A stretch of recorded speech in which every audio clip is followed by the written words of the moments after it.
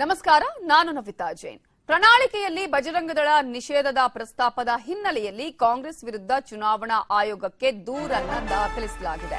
Kharge, Siddaramaiah, DK Shivakumar ವಿರುದ್ಧ ದೂರನ್ನ ಸಲ್ಲಿಸಲಾಗಿದ್ದು, ಪ್ರಣಾಳಿಕೆಯಲ್ಲಿ ಬಜರಂಗದಳವನ್ನ ನಿಷೇಧ ಮಾಡ್ತೀವಿ ಅನ್ನುವಂತಹ ಘೋಷಣೆಯನ್ನ ಕಾಂಗ್ರೆಸ್ ಮಾಡಿತ್ತು. ಈ ಹಿನ್ನೆಲೆಯಲ್ಲಿ ಖರ್ಗೆ, ಸಿದ್ದರಾಮಯ್ಯ, ಡಿಕೆಶಿ ವಿರುದ್ಧ ದೂರನ್ನ ದಾಖಲಿಸಲಾಗಿದೆ.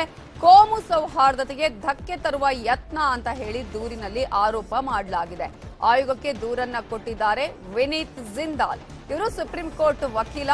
ವಿನೀತ್ ಜಿಂದಾಲ್ ಈ ದೂರನ್ನ ದಾಖಲಿಸಿದ್ದು, ಹಿಂದೂಗಳ ಭಾವನೆಗೆ ಧಕ್ಕೆಯಾಗಿದೆ, ದೇಶದ ಭದ್ರತೆಗೆ ಧಕ್ಕೆ ತರುವ ಪ್ರಯತ್ನ ನಡೆಸಲಾಗಿದೆ ಅಂತ ಹೇಳಿ ಈ ಬಗ್ಗೆ ಕಾನೂನು ಕ್ರಮವನ್ನ ಕೈಗೊಳ್ಳಬೇಕು ಅಂತ ಹೇಳಿ ಅವರು ಆಯೋಗಕ್ಕೆ ದೂರನ್ನ ದಾಖಲಿಸಿದ್ದಾರೆ. ಇಲ್ಲಿ ಕೋಮು ಸೌಹಾರ್ದತೆಗೆ ಧಕ್ಕೆ ತರುವ ಪ್ರಯತ್ನವನ್ನ ಮಾಡಲಾಗಿದೆ ಅನ್ನುವ ದೂರನ್ನ ಅವರು ದಾಖಲಿಸಿದ್ದು, ಸುಪ್ರೀಂ ಕೋರ್ಟ್ ವಕೀಲರಾಗಿರುವ ವಿನೀತ್ ಜಿಂದಾಲ್ ಅವರು ಆಯೋಗಕ್ಕೆ ದೂರನ್ನ ಕೊಟ್ಟಿದ್ದಾರೆ. ಹಿಂದೂಗಳ ಭಾವನೆಗೆ ಧಕ್ಕೆ ತರುವ ಪ್ರಯತ್ನವನ್ನ ಕಾಂಗ್ರೆಸ್ ಮಾಡ್ತಾ ಇದೆ, ದೇಶದ ಭದ್ರತೆಗೆ ಧಕ್ಕೆ ತರುವಂತಹ ಪ್ರಯತ್ನ ಇದು. ಈ ಹಿನ್ನೆಲೆಯಲ್ಲಿ ಕಾನೂನು ಕ್ರಮ ಕೈಗೊಳ್ಳಬೇಕು ಅಂತ ಹೇಳಿ ಚುನಾವಣಾ ಆಯೋಗಕ್ಕೆ ಸುಪ್ರೀಂ ಕೋರ್ಟ್ ವಕೀಲರಾಗಿರುವ ವಿನೀತ್ ಜಿಂದಾಲ್ ಅವರು ದೂರನ್ನ ದಾಖಲಿಸಿದ್ದಾರೆ. ಕಾಂಗ್ರೆಸ್ ತನ್ನ ಪ್ರಣಾಳಿಕೆಯಲ್ಲಿ ಬಜರಂಗದಳ ನಿಷೇಧದ ಪ್ರಸ್ತಾಪವನ್ನ ಮಾಡಿತ್ತು. ಒಂದ್ ಕಡೆ ಈ ರೀತಿಯಾದಂತಹ ಘಟನೆಗಳಿಂದ ಸಾಕಷ್ಟು ಪ್ರಾಬ್ಲಮ್ಗಳ ಆಗತ್ತೆ. ಮುಂದಿನ ದಿನಗಳಲ್ಲಿ ಧಾರ್ಮಿಕವಾಗಿ ದ್ವೇಷ ಬಿತ್ತುವವರ ವಿರುದ್ಧ ಕ್ರಮ ಕೈಗೊಳ್ಳಬೇಕ್ತೀವಿ ಅನ್ನುವಂತಹ ಒಂದು ಪ್ರಣಾಳಿಕೆಯನ್ನ ಹೊರಡಿಸಿತ್ತು.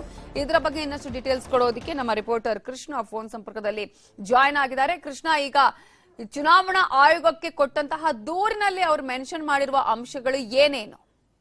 ನವಿತಾ, ಮುಖ್ಯವಾಗಿ ಈಗಾಗಲೇ ಏನು ಕಾಂಗ್ರೆಸ್ನ ಡಿಕೆ ಶಿವಕುಮಾರ್ ಮತ್ತೆ ಸಿದ್ದರಾಮಯ್ಯ ವಿರುದ್ಧವಾಗಿ ವಿನೀತ್ ಜಿಂದಾಲ್ ಅವರು ದೂರನ್ನ ಕೊಟ್ಟಿರುವಂತದ್ದು.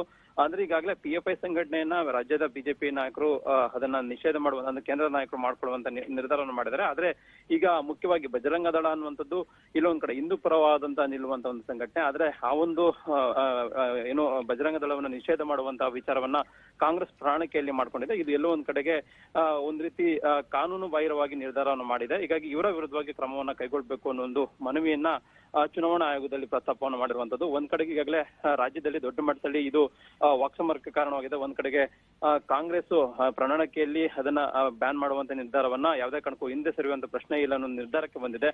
ಇದ್ರ ಜೊತೆಗೆ ಬಿಜೆಪಿ ನಾಯಕರು ಕೂಡ ಇದನ್ನ ದೊಡ್ಡ ಮಟ್ಟದಲ್ಲಿ ರಾಜಕೀಯ ಅಸ್ತ್ರವಾಗಿ ಬಳಕೆಯನ್ನ ಮಾಡೋದ್ರ ಮುಖಾಂತರವಾಗಿ ಒಂದ್ ರೀತಿ ಲಾಭವಾಗಿ ಕೂಡ ಮಾಡ್ಕೊಂಡಿದ್ದಾರೆ. ಈ ನಡುವೆ ಒಂದ್ ರೀತಿ ಕಾನೂನು ಹೋರಾಟ ಅಂದ್ರೆ ಸಿದ್ದರಾಮಯ್ಯ ಆಗಿರ್ಬೋದು ಮತ್ತೆ ಡಿಕೆ ಶಿವಕುಮಾರ್ ವಿರುದ್ಧವಾಗಿ ಒಂದ್ ರೀತಿ ಕಾನೂನು ಸಮರವನ್ನ ಸಾರುವಂತ ನಿಟ್ಟಿನಲ್ಲಿ ಕೂಡ ವಕೀಲರಾಗಿರ್ತಕ್ಕಂಥ ಜಿಂದಾಲ್ ಅವರು ಮುಂದಾಗಿರುವಂತದ್ದು.